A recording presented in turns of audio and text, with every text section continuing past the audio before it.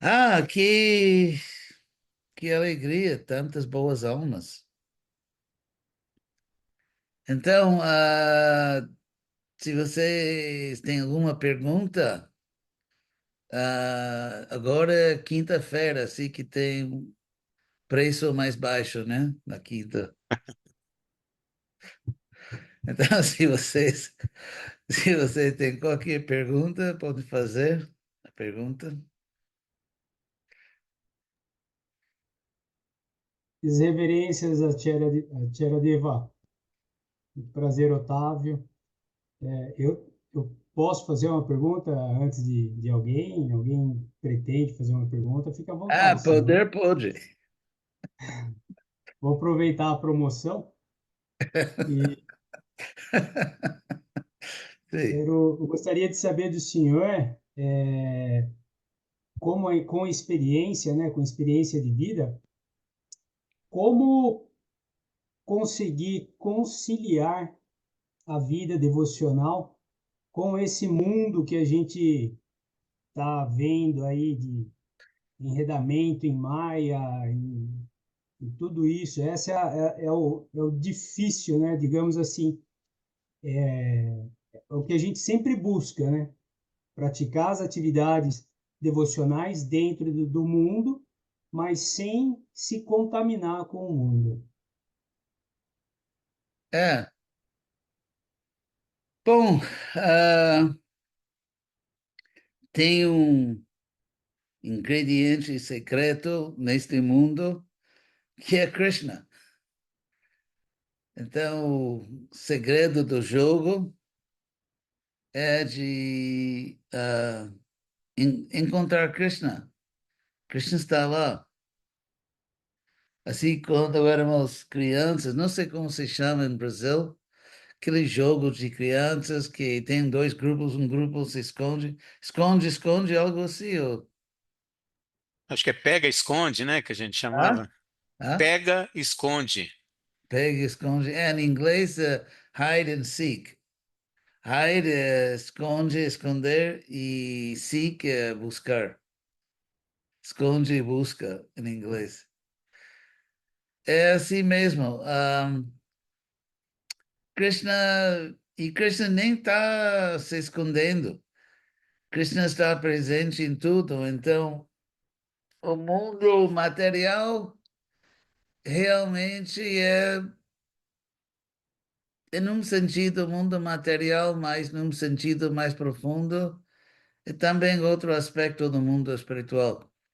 Prabhupada deu exemplo sempre que em cada cidade tem uma cadeia, né?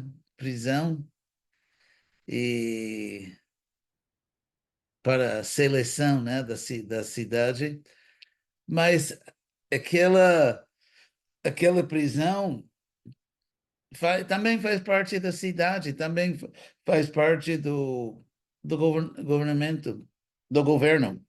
E, por exemplo, as pessoas, funcionários que trabalham no sistema em inglês tem um termo bem, como se diz, otimista, departamento de correções, mas na a prisão também faz parte do governo.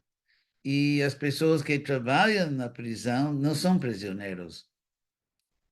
Nós que estamos no mundo material, nós não somos prisioneiros aqui. Estamos trabalhando para o governo, somos funcionários do governo supremo. E uma vez que nós obedecemos a lei divina, não há perigo. Por exemplo, um funcionário no sistema de prisão, se ele ou ela roubar alguma coisa, também vira prisioneiro, também vira criminoso. Mas um funcionário que trabalha na prisão e que faz tudo direitinho, mesmo que esteja todo dia dentro da prisão, nunca é prisioneiro. Assim que podemos funcionar neste mundo, devemos ser bem ativos, porque o mundo é tão absurdo e temos que salvá-lo. Mas ao mesmo tempo, sempre respeitamos as leis e por isso o funcionário da prisão nunca se vira, nunca se torna prisioneiro. Inclusive, quem tem um gosto assim por consciência de Krishna, este mundo é muito aborrecido. Este mundo não tem nada aqui. Tudo tem esse ditado que nem tudo que brilha é ouro. Tem muitas coisas neste mundo que brilham, mas eu acho que uma pessoa, não sei, sem experiência prática, pode acreditar nas coisas que brilham neste mundo. Quem viveu já um tempo, quem já tem experiência da vida, não se deixa enganar com essas coisas. O mundo material, a ideia de desfrutar sem Krishna, afinal de contas, é uma ideia absurda. Porque nós somos partes integrantes de Krishna. Assim como o criminoso, isso é português, criminoso? É. Sim, é. Não, porque também tem o espanhol na cabeça. Então, o criminoso acredita que vai desfrutar de uma vida de crime. Tem um ditado, tinha, não sei, agora o mundo está tão maluco, mas quando eu era jovem, meu pai falou assim, um ditado que dentro da prisão não tem criminoso. Porque se você vai na prisão, todo mundo diz, ai, não fiz nada, por favor. Se você sair aqui, o telefone do meu advogado. Eu tive essa experiência porque eu estava voltando no ano 71. Eu era criança, eu era casado. E como devota, que era muito querida por Prabhupada. E a gente foi, eu era presidente do templo de Gainesville, que está no mesmo lugar que Elacho aí. E, e fomos a New Vrindavan para o festival de Janmashtami, Vyas Puja. E voltando no estado de Virgínia, tem um termo em inglês que é, que seria em português? Ah, armadilha de velocidade. Speed trap significa que tem cidadezinhas que não têm muito dinheiro, cidadezinhas do campo, então eles colocam uma velocidade máxima muito baixa, aí todo mundo vai exceder isso e eles pegam e ganham muito dinheiro. Então isso é famoso, speed trap. E então eu fui pego numa dessas e eu tive que ligar para o templo que eu represento em Gainesville para um devoto lá, o vice-presidente, e ele mandou dinheiro, né?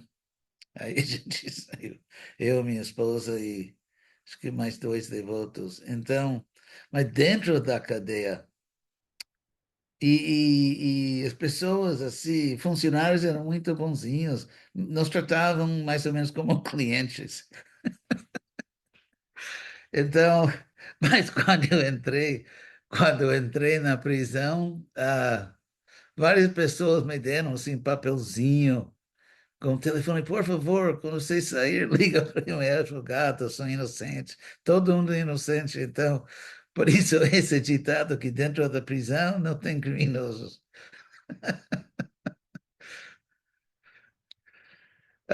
Mas nós que estamos aqui neste mundo, estamos dentro da penitenciária, dentro da prisão, porém como funcionários de Krishna, trabalhando para o governo.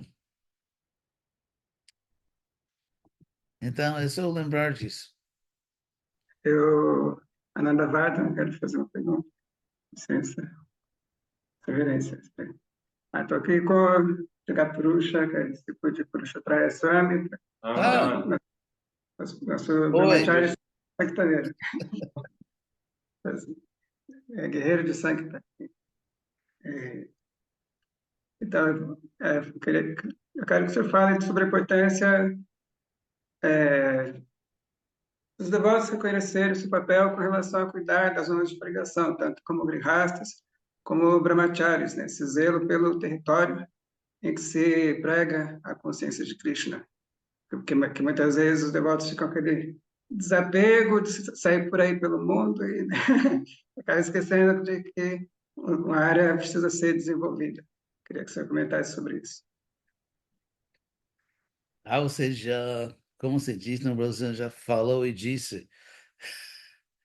É, é assim mesmo. Eu acho que, em termos sociológicos ou psicológicos, é bem conhecido que quando uma pessoa ah, tem experiência de uma, assim, de conversão, que fica convertido a uma nova religião, algo assim, e que via a luz, essa experiência. E então, normalmente, a pessoa, talvez por 2 anos, aproximadamente, é muito assim animado e quer gritar verdade para o mundo inteiro, né? E, e depois, com uma estrela que começa a se esfriar um pouco, porque porque no início, quando uma pessoa descobre a verdade e o contraste dramático entre a vida anterior e a vida atual, assim, tem uma diferença tão dramática que a pessoa fica inspirada. Depois, muita gente fica acostumada a essa nova realidade com Krishna e esquece de ser agradecido ou esquece ah, o contraste dramático entre a vida material e a vida espiritual. E, e a consciência de Krishna simplesmente se torna o novo normal.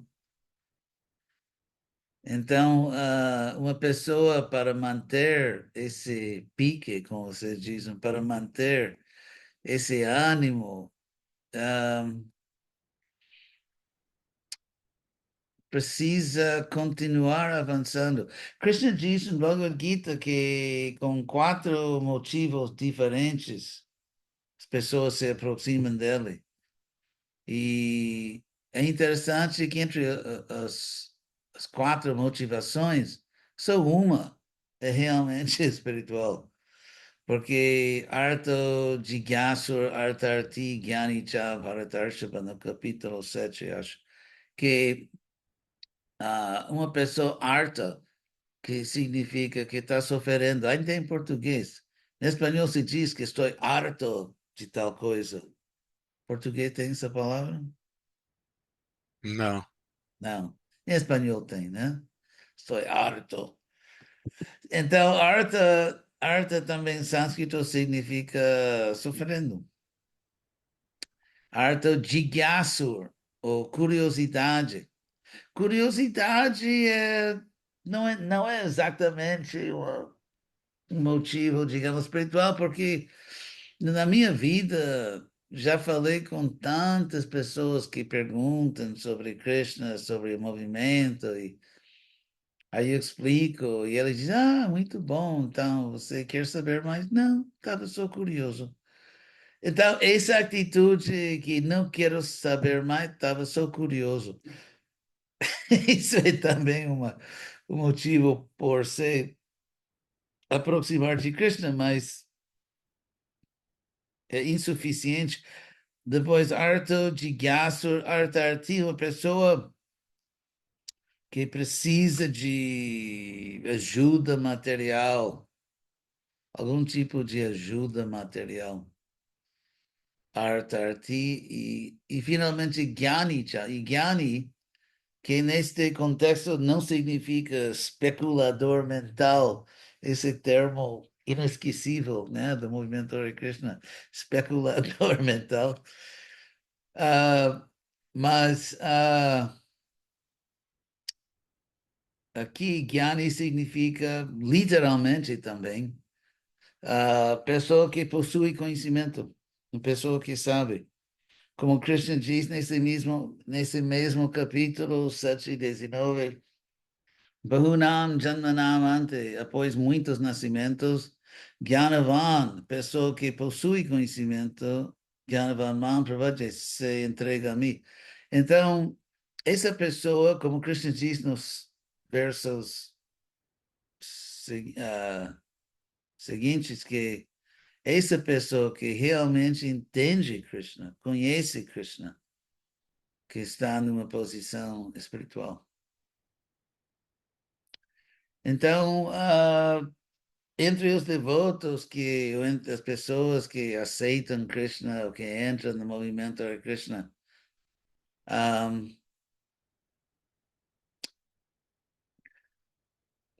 podemos supor que, segundo o que Krishna diz, que a maioria não são pessoas realmente buscando conhecimento porque querem ver a luz, querem saber, querem ensinar. São pessoas com um outro tipo de motivo. E, e por isso eles entram e também aquela coisa do movimento Hare Krishna. Movimento, podemos dizer, um termo sociológico. E eu acho que tem devotos e até comunidades que não estão se movimentando. Então, talvez se chamar um movimento é só um hábito linguístico ou algo assim, e não uma realidade sociológica. Porque uma pessoa, em um sentido, com os cães, vocês sem dúvida viram cachorros que estão num carro que está correndo e os cães sempre botam a cabeça fora do carro, né? Que gostam do vento. Cães brasileiros também devem ter os mesmos hábitos, eu acho que Sim. não é uma coisa ética. Então,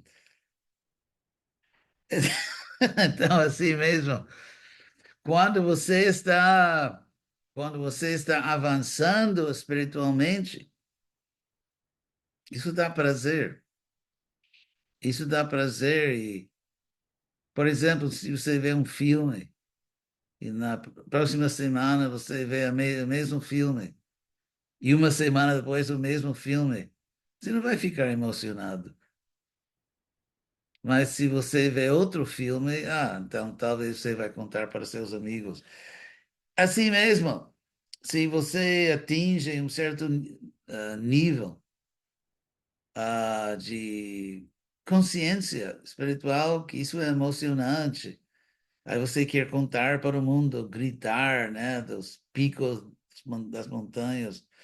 E mas se você está se mantendo, mas não avançando, você não vai ficar muito emocionado. Você não tem muito a contar. Aí pode ter aquele famoso motivo que, por exemplo, você talvez mora num templo e distribuição de livros é muito apreciado, então tem devotos, e sempre tinha que vende muitos livros de Prabhupada para receber essa aprovação, o que todo mundo me admira. E mais uma vez que esse gosto é mundano, as pessoas se cansam disso.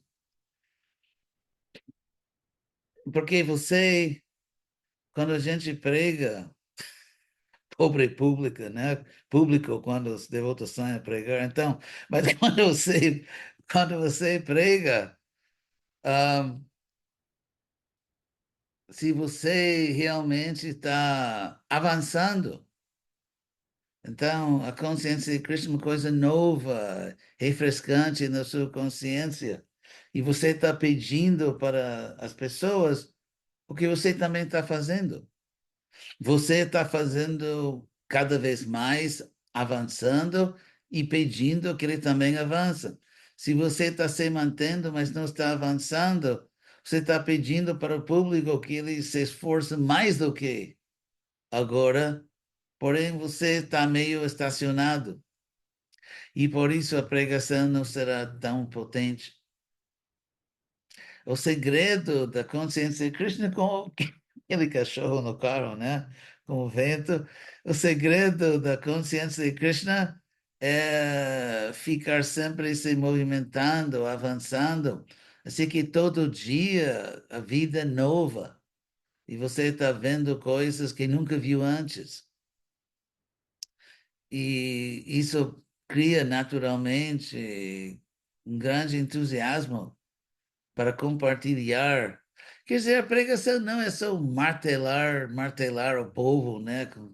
Assim, como o Prabhupada escreveu para mim quando tomei sannyasi, não assim apresentar a consciência de Krishna como regras.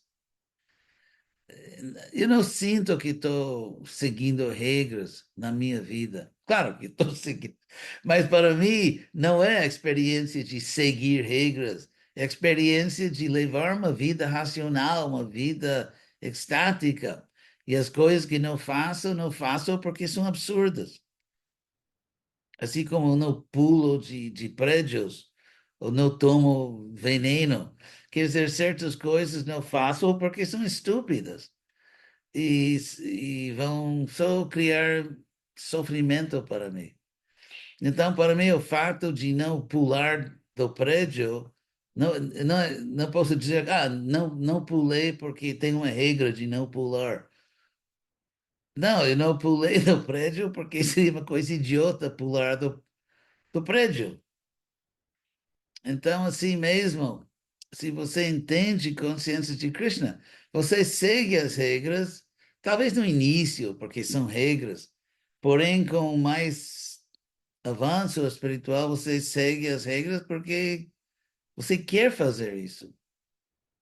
Se eu estou dirigindo meu carro e antes tinha aquelas placas muito boas no Brasil, não via o ano passado, quem obedece à sinalização evita acidentes. Então, se estou dirigindo meu carro, eu sigo as indicações porque são regras? Não, porque não quero me matar. Então, assim mesmo, o segredo da consciência de Krishna é mais consciência de Krishna, de continuar avançando. Aí, todo dia, você tem novidades para contar. Se nós não estamos avançando, só nos mantendo. Então, nós não temos literalmente novidades, porque hoje não é novo, hoje não é diferente de ontem.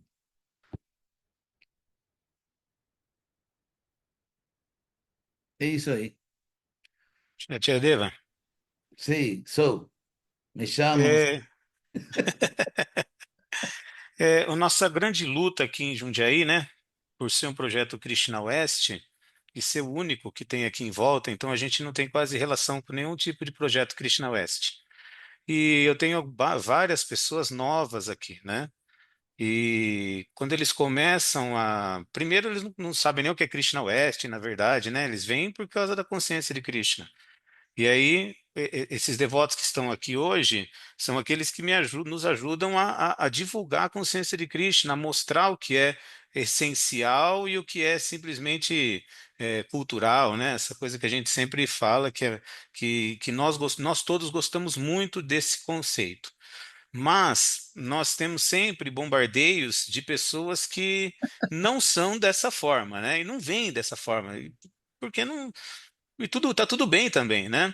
Mas Mas como que não vem dessa, devotos que não vem dessa? devotos que acham que é Não, importante mas ainda as culturas. com todo respeito, a diferença entre conhecimento e ignorância.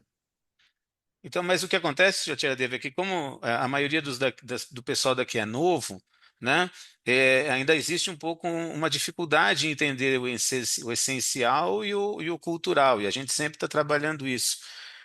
O senhor teria algum conselho para a gente de alguma forma de visão? Em cada religião, por exemplo, em Jundiaí ou qualquer lugar do mundo, um momentinho só. Tem, por exemplo, em Jundiaí, tem pessoas muito educadas, pessoas com até doutorados ou coisas assim, tem pessoas ignorantes, talvez pessoas boas, porém ignorantes. Então, o movimento Hare Krishna tem pessoas que levam a sério a verdadeira história do Vaishnavismo, que levam a sério o que as escrituras dizem literalmente, e tem pessoas que não. E você encontra isso em toda religião. Tem, por exemplo, católicos que são muito eruditos e catedráticos, e tem católicos que só sabem botar fogo numa vela. E talvez os dois são sinceros, segundo a sua capacidade. Porém, a verdade é que Krishna West nesse ambiente que tem entre os devotos de Krishna, tem pessoas, apesar de outras qualidades, seriamente ignorantes da verdadeira história, porque se você entra num templo Hare Krishna, não tem um curso de história Vaishnava.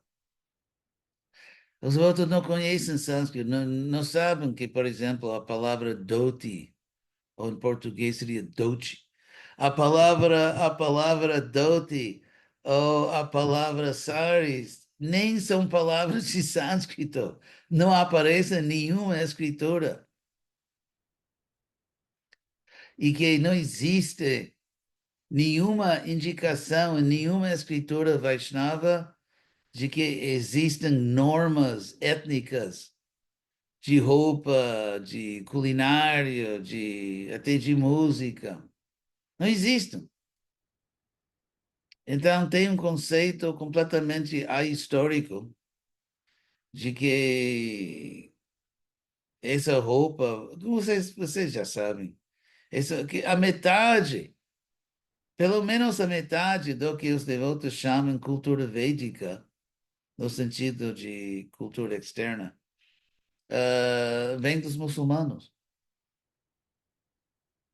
da cultura muçulmana, que obviamente influenciou muito na Índia, porque eles governaram a maioria da Índia por 700 anos. 700 anos. E a música, roupa, cozinha, tudo isso, pelo menos a metade vem dos muçulmanos. Mas para os devotos, vamos dizer, inocentes, isso é a cultura védica eterna. Por exemplo, você pode ver pinturas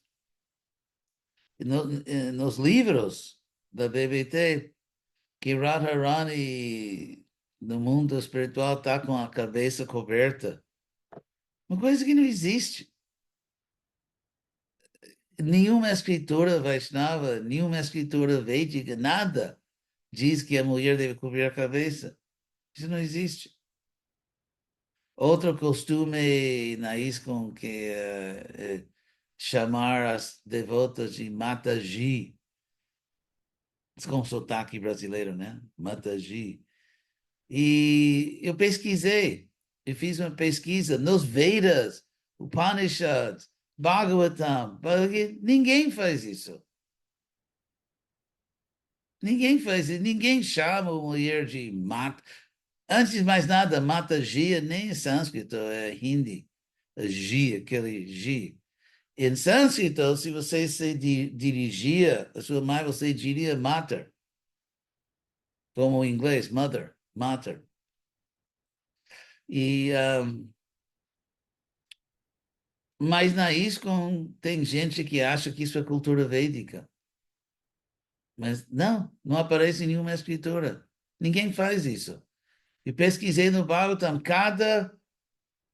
cada situação que um homem se dirige a uma mulher que não é sua, sua mãe. E jamais falam isso. Isso não existe. E tem tantas coisas. E, por exemplo, preparações, comida, que Krishna só gosta disso. Por exemplo, aquela palavra simpaticíssima, sabji, né? Vegetal. E uma preparação vegetal típica, que é isso que você tem que oferecer para Krishna, porque Krishna só gosta disso. E é interessante porque quem imaginava que Krishna gostava tanto de comida turca?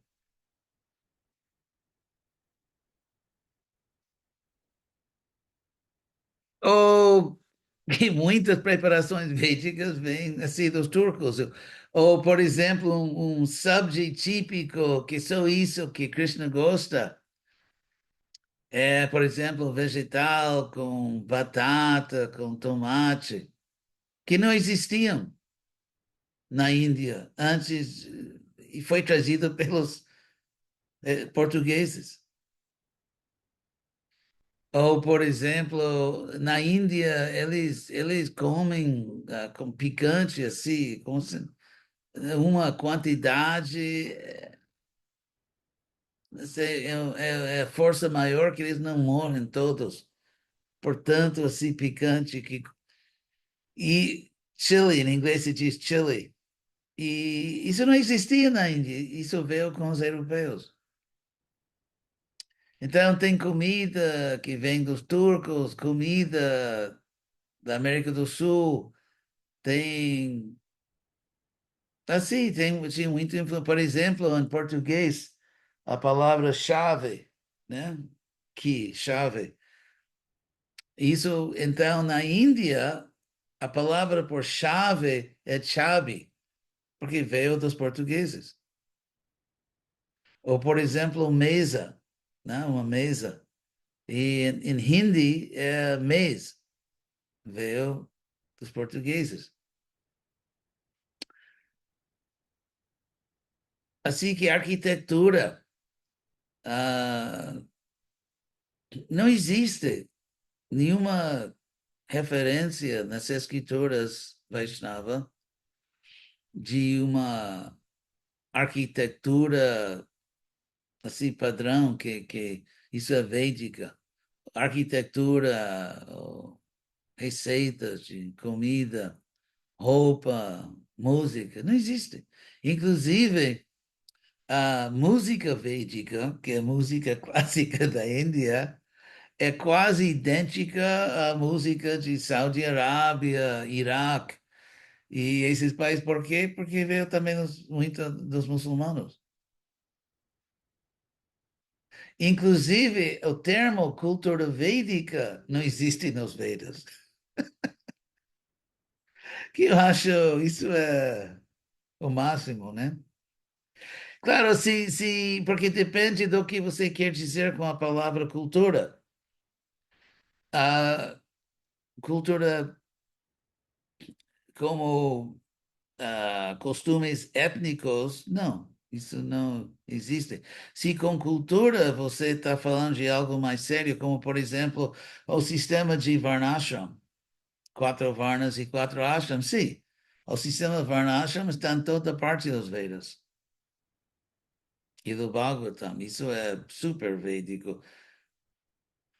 Mas coisas mais étnicas, receitas, estilo de música, arquitetura, roupa, não existe tal coisa.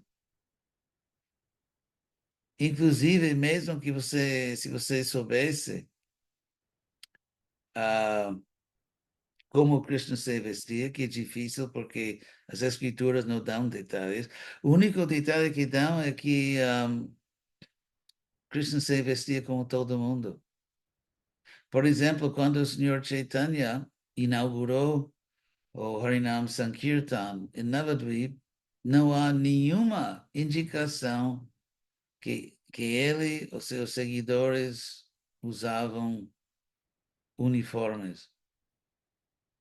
Eles estavam vestidos exatamente como outras pessoas respeitáveis na sua cidade. Não sei se vocês ouviram que usamos uniformes como se você está buscando polícia ou bombeiro pelo uniforme. Você já viu esse argumento? Isso há um tempo atrás era muito famoso falar que o uniforme do Hare Krishna era o dhoti, a curta, né? Agora já não, acho que não falam mais isso muito. É. Porque essa analogia também não funciona, porque a polícia então, já tem uma certa autoridade na sociedade.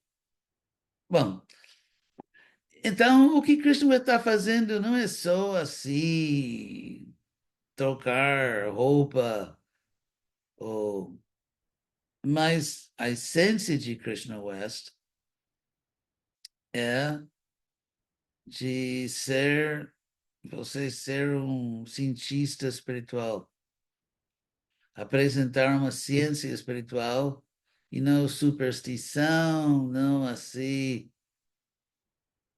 algo dogmático, não assim coisas que não têm nenhuma base na história. Fazer uma apresentação racional, lógica, baseada na verdadeira história, baseada no significado literal das escrituras.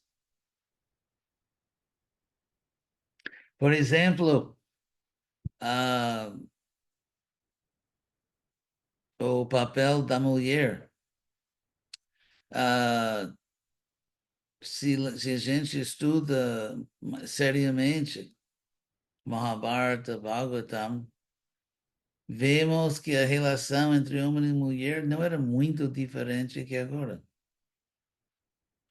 Só para dar um exemplo que eu acho muito interessante. No Mahabharata, Pandu, o grande Pandu, e Kunti estão discutindo algum ponto, porque Pandu quer que Kunti utilize seu poder para chamar mais semideuses para ter mais filhos. E Kunti disse que chega, eu também não quero destruir minha reputação chamando centenas de semideuses. E aí Pandu diz que a mulher deve obedecer seu marido e não importa que, que ele tenha razão ou não. Então, tem pessoas que citam isso. O que não citam é a resposta de Kunti, que basicamente fala para seu marido nos seus sonhos. Quer dizer que ela diz que não, que você não tem razão, e, e ela dá outro argumento, e ele, como se diz, o homem sempre tem a última palavra, sim, querida. Então,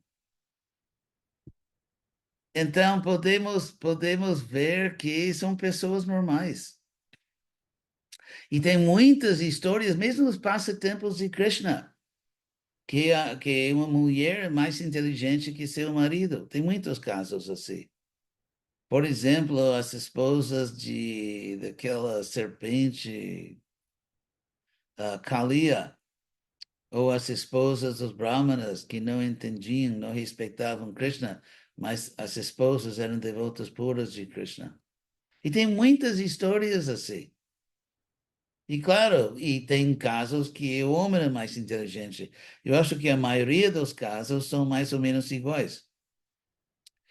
Por exemplo, no final do 10º canto, que o Sudama Brahmana e sua esposa são ele é muito austero e ele está dedicado a só aceitar o que chega por si só, assim como Krishna diz no Bhagavad Gita, Jadrachalavam Santushta, que fica satisfeito com coisas que vêm naturalmente, mas nada está vindo, então ele e a esposa estão assim perigosamente magros. E a esposa diz para ele: Olha, quando você estava na Gurukula, anos atrás, seu amigo íntimo era Krishna. E agora ele é a pessoa mais rica do mundo. Está morando perto, em Dwarka. Então, por favor, vá lá e peça ajuda. Sem dúvida, ele vai te ajudar, vai nos ajudar, porque ele era seu amigo da escola. E Sudama diz que não, eu não quero pedir a Krishna, e não, e afinal de contas, ele vai. A esposa disse, vai, e ele disse, não vou, e ele vai. Então, se estudamos mais seriamente, podemos ver que os homens e mulheres, os casados, eram pessoas normais.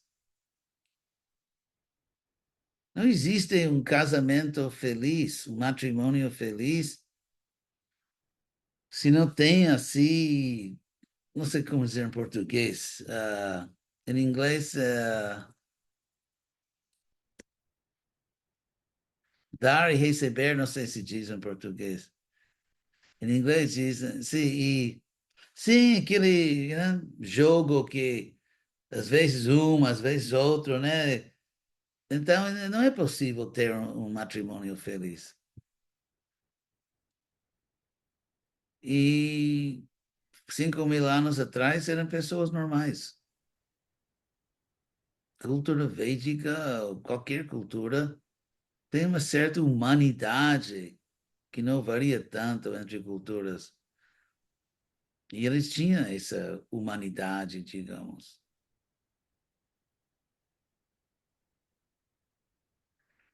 Então, por isso, Krishna West, o motivo principal é apresentar a consciência de Krishna como ciência espiritual. E porque se existe uma ciência, mas você não encontra ah, cientista, não dá. Se uma pessoa está doente e tem um remédio que funciona, mas essa pessoa não encontra um bom médico. Uma ciência sem um cientista é inútil. Prabhupada nos apresentou uma ciência espiritual, porém, é nosso dever nos tornar cientistas espirituais. Isso é a essência de Krishna West. Não é uma guerra contra calças ou contra dotes.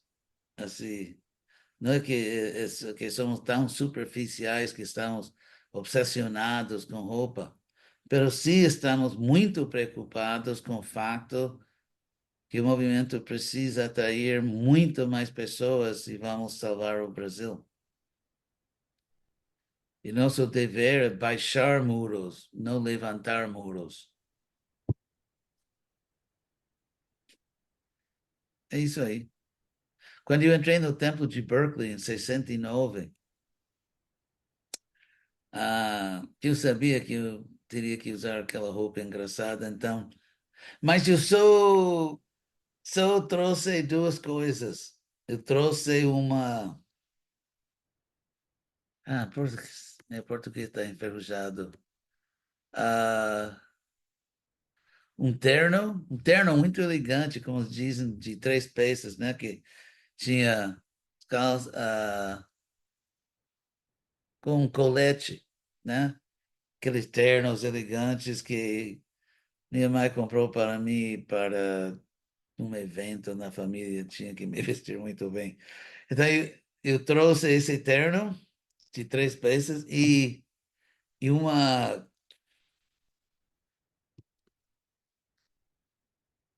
uma sacola de compras com todas as partituras, sonatas, piano mesmo de Beethoven. Porque, porque tocava piano e eu achava que era mundano, não, era um pecado jogar no lixo, né? Todas essas sonatas para teclado de Beethoven. Mas as coisas de Beethoven nunca aproveitei no movimento e desapareceram. Mas o terno, sim, usei para conseguir crédito acadêmico na Universidade de Berkeley, para um curso de Bhagavad Gita de Prabhupada. E é assim mesmo, Krishna West. Estamos tentando treinar uma nova geração de cientistas espirituais. Então, se um devoto que pode ser sincero, bonzinho, mas longe de ser um cientista, entendeu? Que nunca estudou a história, nunca estudou o significado literal das escrituras. Claro que a filosofia básica é exatamente o que Prabhupada falou. Mas Prabhupada também usava, muitas vezes, um estilo de tradução não literal, ou meio literal. E eu até dei uma conferência em Harvard, ao convite de Harvard, e dei uma conferência defendendo o estilo de tradução de Prabhupada e mostrando que Prabhupada estava seguindo fielmente o sistema de Parampara, que mesmo no Bhagavatam, Jatad Hitam Jatam Ati, que Sutta Goswami diz que vai apresentar o que ele ouviu de Sukha, literalmente e segundo a minha realização. Então, nesse sentido, as traduções de Prabhupada não são assim como traduções modernas, acadêmicas, mas são exatamente o que Sutta fazia, o que Shuka fazia, estritamente dentro da nossa tradição. Então, mesmo, por exemplo, os versos do Bhagavatam que criticam mulheres ou falam de mulheres, se você vê o sânscrito original, são muito mais suaves. Então, na realidade, o Bhagavatam não fala muito da mulher ser menos inteligente, ele não fala disso. Assim que tudo que Prabhupada fez, ele fez para nos salvar com motivação pura. Então, tem muitas coisas. Temos que fazer uma apresentação. Os Hare Krishna não são simplesmente as pessoas que pulam na rua. Quando eu fui a Harvard, eu aprendi rapidamente que o movimento Hare Krishna estava na faculdade de sânscrito, estudos indianos. E eu soube assim rapidamente que Hare Krishna era uma piada, literalmente uma piada, na faculdade de sânscrito, estudos indianos.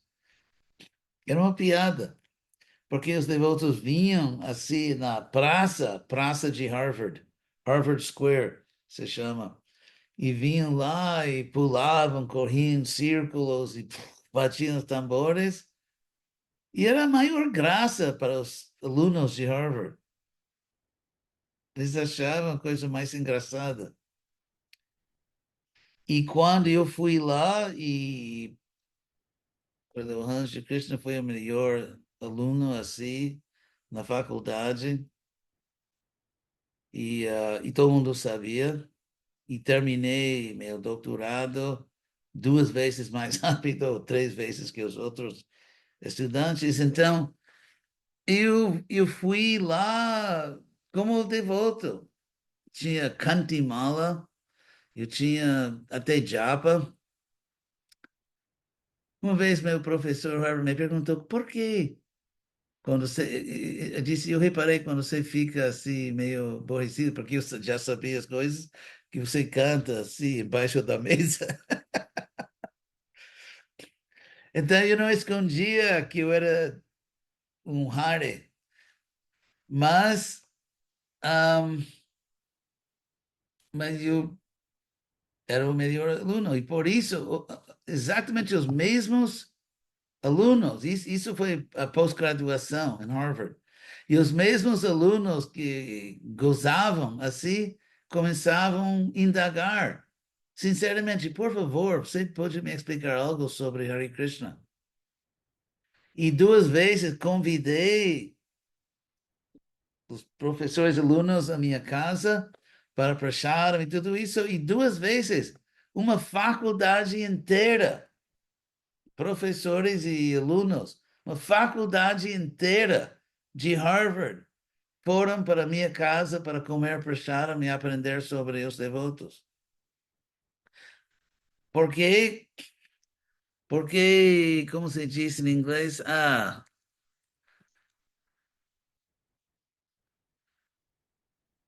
porque eu fui o meio do caminho, entende? Eu encontrei eles no meio do caminho. E não insistia, não, você tem que fazer tudo. Eu vou ficar aqui na minha fantasia de Hare Krishna e é você que tem que vir para mim. Isso é muito, muito misericordioso. E assim mesmo, Krishna West é inteligente, científico, baseado estritamente nas escrituras.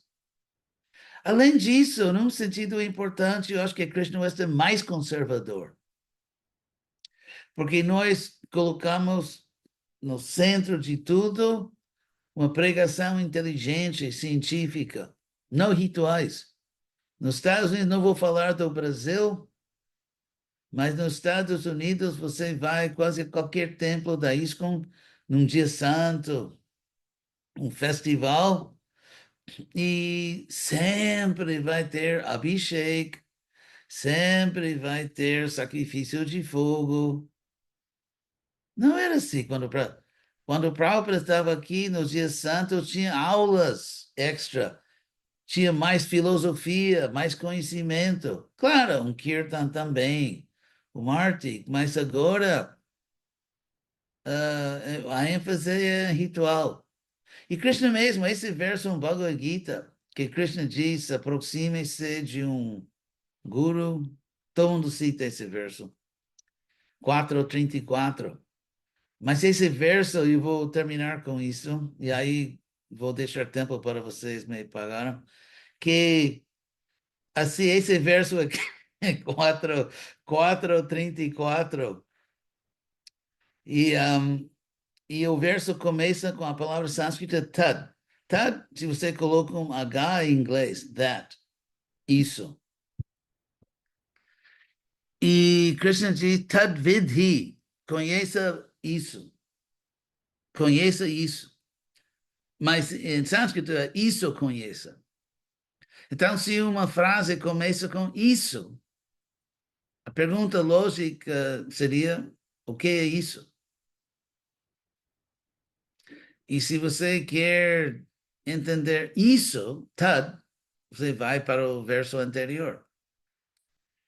E isso é Shayan Yagyamaya Yagyat Karma Yagya Agyana Yagya Parantapa. Isso que Krishna está dizendo que você tem que conhecer se aproximando de pessoas iluminadas é que serviço a Krishna, que envolve conhecimento, de estudar, ensinar, é muito melhor do que Krishna diz servir a Deus com rituais. E a palavra exata que Krishna usa é Shreyan Yagyamaya Jnanama, não. Shreyan, Vastu, não é Vastu, terrível, terrível que esqueci. Dravya, Claro que sim. Eu não estou louco. Dravya. Dravya em sânscrito significa parafernália. Então, adorar Krishna com parafernália o exemplo clássico é o Arctic, né? Que com incenso, com fogo, com água, uma flor. Isso é Dravya. Então, Krishna fala de Dravya Maya Yagya, que significa adoração feita com parafernália. E Krishna diz que puja, que é muito melhor que isso, é serviço que, que consiste em conhecimento, aprender, ensinar, explicar como o que estamos fazendo agora. E Krishna diz que isso é muito melhor, me servir assim. Mas se você vai à grande maioria dos tempos, sim, pode ter uma aula, porém, como se diz em francês, la pièce de résistance. Quer dizer, a parte mais importante é um sacrifício, um abhishek, entende? Por horas e horas, rituais.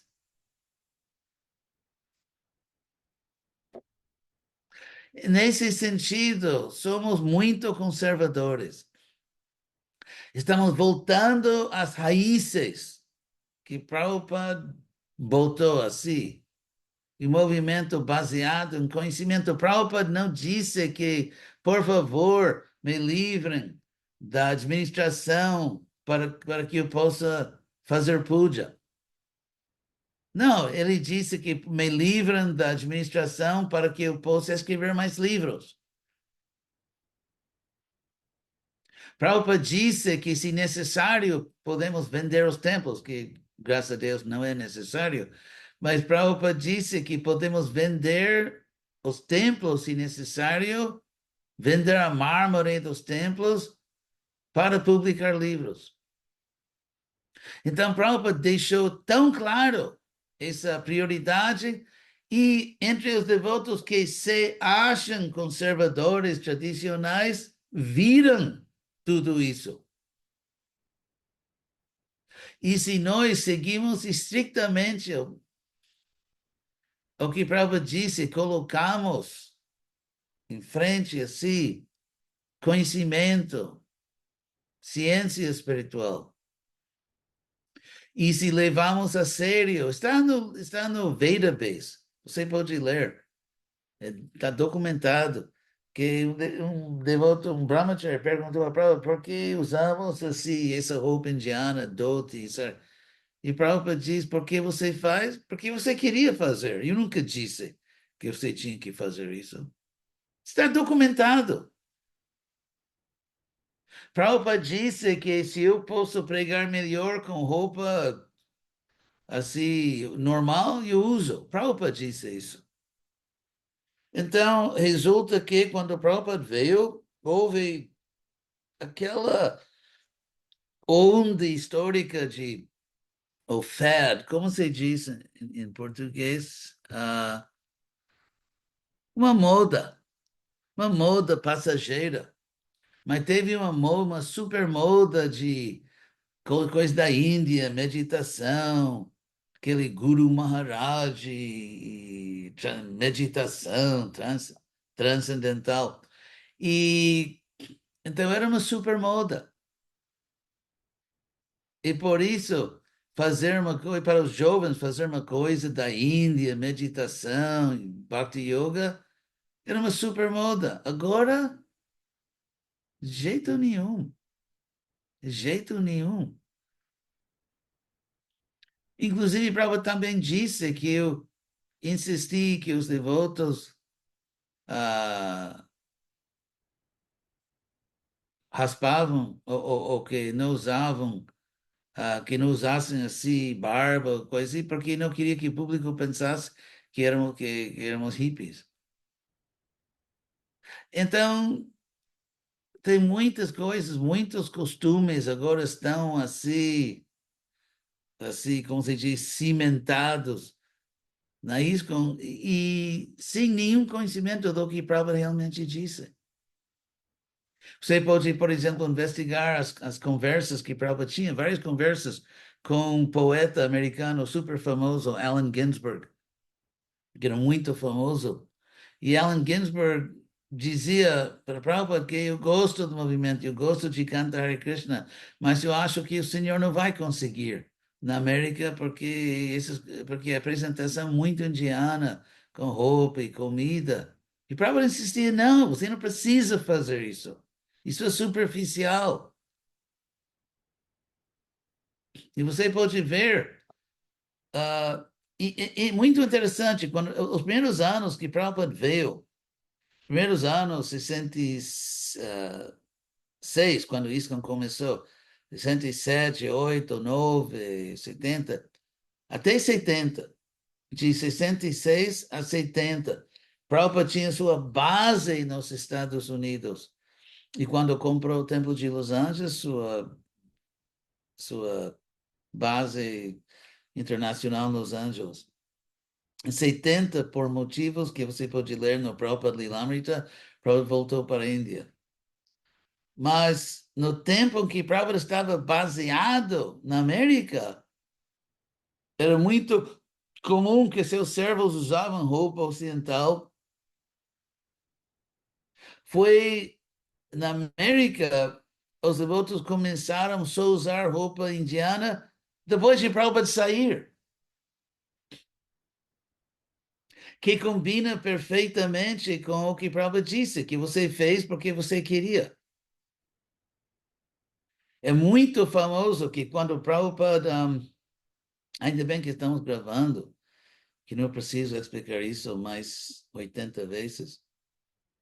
É muito famoso, documentado, super documentado, que quando o Prabhupada comprou a primeira propriedade da ISKCON, comprada, que era em Los Angeles, e tinha sido uma igreja metodista, e tinha o santuário assim, né, elegante, e ao lado o que eles chamam em inglês o salão social, onde tem festas, onde tem reuniões, os administradores da igreja, coisas assim que não são exatamente adoração. Eles reservam o santuário para adoração e tem outro salão para outras coisas, salas. Então, os outros entraram, tinha o santuário, que era, não competia com o Vaticano, vamos dizer, mas era bonito. E aí os outros, assim, davam por sentado que sim, que vamos botar as deidades aqui. E diziam também, tomaram como certo que vamos botar a deidade aqui e vamos refazer a, a fachada. Fachada, porque era típica arquitetura de igreja americana protestante, e queriam fazer uma fachada indiana. E Prabhupada disse não e não. Prabhupada insistiu em não botar a deidade na sala mais elegante, mais opulenta. Por quê? Porque nesse santuário tinha naturalmente essa palavra. Era os bancos, não era? Os bancos, exatamente os bancos. Mas tem uma palavra em inglês, sim, the pews. Sim, os bancos. Tem uma palavra especial em inglês, que é só para isso. E Prabhupada, contra todos os devotos, líderes americanos, dizem não, que eu quero deixar os bancos. Eu quero que os americanos possam entrar aqui com sapatos, sentar nos bancos e se sentiram assim cômodos. E os outros queriam vender o órgão lá em cima. Não, Prabhupada disse, vamos tocar o órgão. E no salão social o que era a igreja, Prabhupada fez um templo. Então, é como se diz, tem um ditado, ah, como navios passando a noite, né? Que sem saber, um não sabe do outro. Então, esse espetáculo que os devotos americanos querendo ser indianos e Prabhupada querendo ser americano. Quer dizer, não ele ser americano, ele queria uma apresentação muito americana e os outros americanos querendo ser indianos. E quem ganhou não foi Prabhupada.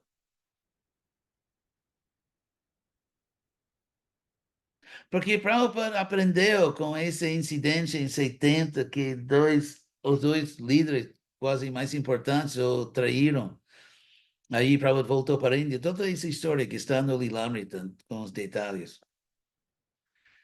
E depois dessa experiência, Prabhupada entendia que esses ocidentais, eles se jogam no chão, Prabhupada, mas são meio bárbaros.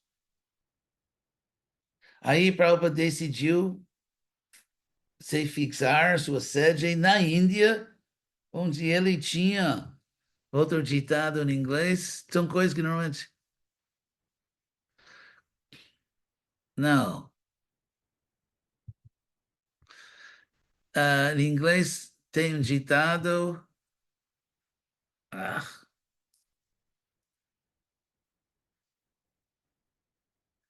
Ah, a vantagem de jogar em casa. Entende? Vocês entendem, né? Que leva vantagem de jogar em casa. Então, assim mesmo, Prabhupada fez sua sede em Índia, porque lá ele que sabia tudo, ninguém podia fazer nada. Mas se estudamos Prabhupada na América até 70, quando saiu, vemos Prabhupada tentando, fazendo tudo para criar o movimento Hare Krishna americano. E uma vez que hoje em dia americano é global, né? A comida, a música, os filmes, a roupa. É interessante, porque antes, quando eu começava a pregar na América Latina, em 73, alguns de vocês nem tinham nascido, né?